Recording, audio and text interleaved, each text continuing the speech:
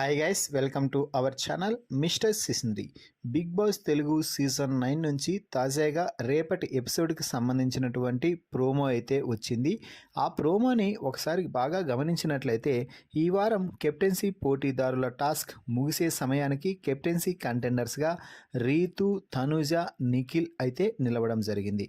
ఈ ముగ్గురితో big boss మాట్లాడుతూ రీతు, తనుజ అలాగే నిఖిల్ మీరు ఇమ్యూనిటీ పొందటానికి మరో అడుగు దూరంలో మాత్రమే ఉన్నారు అంటూ చెప్పడం జరిగింది.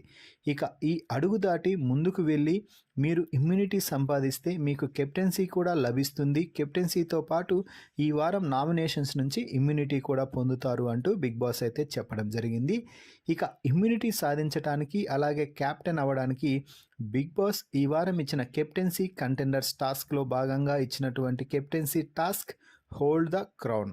సో అంటే కత్తి తీసుకొని వారి తలపై పెట్టుకున్నటువంటి కిరీటాన్ని అయితే హోల్డ్ చేయాల్సి ఉంటుంది.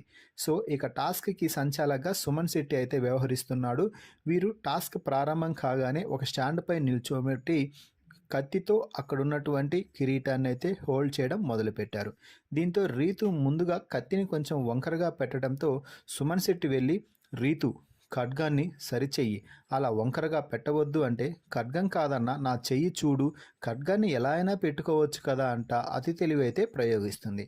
ఇక తనూజ వద్దకు వచ్చి తనుజ నువ్వు ఖడ్గాన్ని అలా పెడితే ఎవరైనా వచ్చి ఆపిల్స్ పెట్టడానికి వర్కౌట్ అవ్వదు అంటూ తనుజ కత్తి కరెక్ట్గా పెట్టు అంటూ సుమన్ శెట్టి అయితే చెప్తున్నాడు. అయితే ఇక టాస్క్ ముందుకు వెళ్ళే కొద్దీ రీతు అయితే ఈ టాస్క్లో ముందుకు వెళ్ళడానికి చాలా కష్టపడుతుంది అని చెప్పవచ్చు. అయితే ఈ టాస్క్లో నిఖిల్ అలాగే రీతును ఓడించి తనుజ బిగ్ బాస్ హౌస్ 10వ వారం క్యాప్టెన్గా అయితే నిలిచింది. మరి ఈ ప్రోమో వీడియోపై మీ అభిప్రాయాన్ని కామెంట్స్ రూపంలో తెలపండి. మరిన్ని బిగ్ బాస్ లైవ్ అప్డేట్స్ కోసం మన ఛానల్ని చూస్తూ ఉండండి. Please subscribe our YouTube channel mister సిసింద్రి.